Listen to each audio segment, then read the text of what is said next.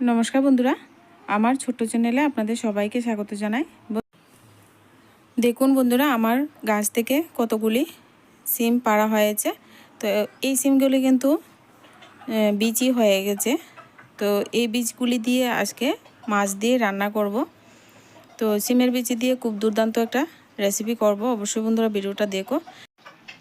সিমের বীজগুলি কিভাবে ছাড়াবেন অবশ্যই বন্ধুরা সবটা দেখুন ভিডিওটা। তো আমি এখানে সিমের বীজগুলি প্রথমে এইভাবে কিন্তু ছাড়িয়ে একটা পাত্রে নিয়ে নেব। এখানে সিম কিন্তু অনেকগুলি আছে, তো একটু সময় নিয়ে ছাড়িয়ে নেব।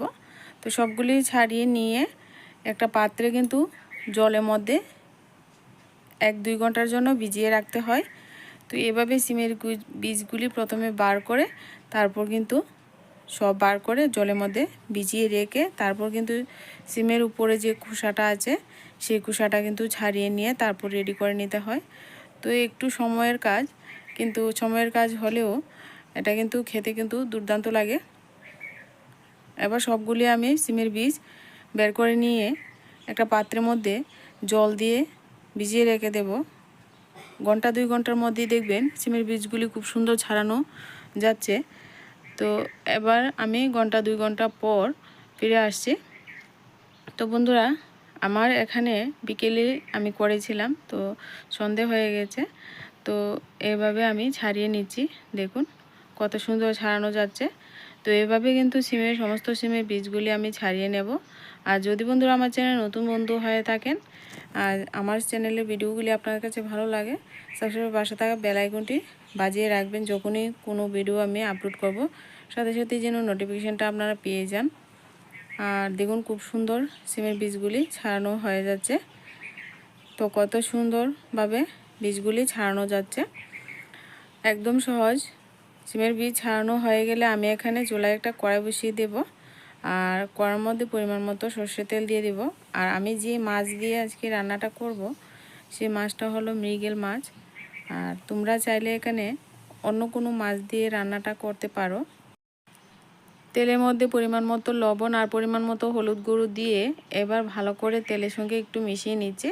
আর আমি মাছের মধ্যে একেবারে মেরিনেট না করে তেলের মধ্যেই দিয়ে দিলাম। আর এখানে দেখো মাছটাকে ভালো করে আমি কেটে কুটে পরিষ্কার করে ধুয়ে নিয়েছি। এখানে মৃগেল মাছ দিয়ে আমি রান্নাটা করব। আপনারা রুই মাছ দিয়ে রান্না করতে পারেন, বড় মাছ, মাগুর মাছ, সব মাছ দিয়ে কিন্তু এই রেসিপিটা করে খাওয়া যায়। তো এবার এখানে ভালো করে মাছের পিসগুলি দিয়ে এবার উলটপালট করে হলুদ লবণটা ভালো করে একটু মিশিয়ে দেব। এবার আমি উলটপালট করে দিচ্ছি। উলটপালট করে দিয়ে মাছের মধ্যে হলুদ লবণটা ভালো করে লাগিয়ে নেব। তো এইভাবে কিন্তু মাছ মেরিনেট না করেও কিন্তু মাছ ভাজা করা যায়, কিন্তু মেরিনেট করে নিলে একটু ভালো হয়। তো আমি একটু তাড়াতাড়ি রান্নাটা করার জন্য এইভাবে কিন্তু দিয়ে দিলাম।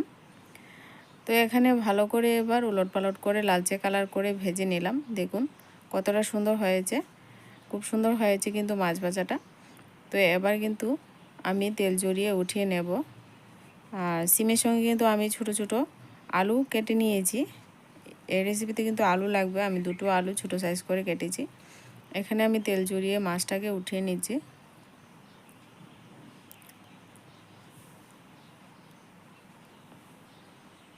ওই একই তেলের মধ্যে এবার আরেকটু তেল দিয়ে দিলাম। এবার ফোড়নে দিচ্ছি পেঁয়াজ কুচি, ভারী করে কাটে রাখা একটা বড় সাইজের পেঁয়াজ দিয়ে দিলাম। গোল্ডেন কালার করে ভেজে নিচ্ছি। রান্নাটা খুব সহজ বন্ধুরা, একেবারে সহজ। একবার সুন্দর করে গোল্ডেন কালার করে ভেজে নিয়ে এখানে আমি কাঁচা লঙ্কা আর শুকনো লঙ্কা বেটে রেখেছিলাম দিয়ে দেব। ঝালটা আপনারা পরিমাণ মতো দেবেন। কাঁচা লঙ্কা শুকনো লঙ্কা দুটোই কিন্তু এখানে দিয়েছি। হলুদ গুঁড়ো পরিমাণ মতো, বাজার জিরা ধনে গুঁড়ো পরিমাণ মতো দিয়ে দেব। দিয়ে আমি এখানে ওই মশলার সঙ্গে আমি এখানে আলু আর সিমের বীজ একই সঙ্গে দিয়ে দেব। দিয়ে তারপর কিন্তু মশলাটা আর আলু সিম একই সঙ্গে কিন্তু কষিয়ে নেব। আলাদা করে কষানোর কোনো দরকার নেই, এতে করে মশলাটাও কষানো হয়ে যাবে, আলু আর সিমটাও সুন্দর কষানো কষানো হয়ে যাবে সিমের বীজগুলি।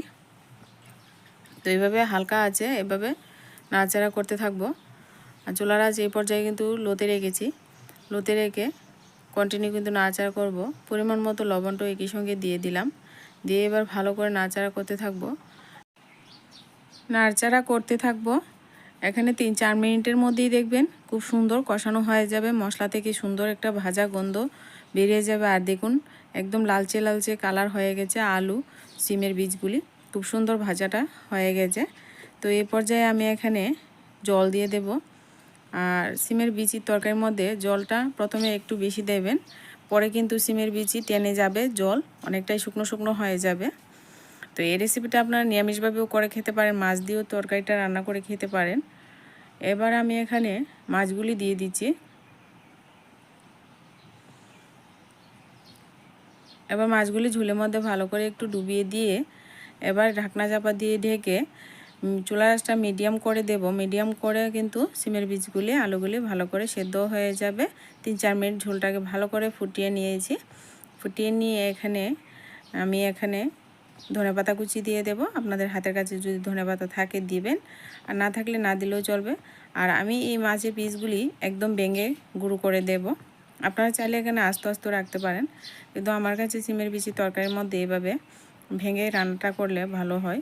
তো এখানে সিমের বীজ দেখুন সুন্দর সেদ্ধ হয়ে গেছে, আর আলুটাও সম্পূর্ণ সুন্দর সেদ্ধ হয়েছে। তো এই পর্যায়ে আমি এখানে ধনেপাতা কুচিটা দিয়ে দেব। ধনেপাতা কুচিটা দিয়ে ভালো করে একটু নাড়াচাড়া করে দিয়ে ধনেপাতাটা একটু মিশিয়ে দেব। আর ঢাকনা চাপা দিয়ে ঢেকে একদম স্ট্যান্ডিং টাইম দিয়ে নেব, একদম ঢেকে রেখে দেব। এখন আর কিন্তু জাল করতে হবে না, কিছুক্ষণের জন্য ঢাকনা দিয়ে ঢেকে রেখে দেব, তারপর পরিবেশন করব।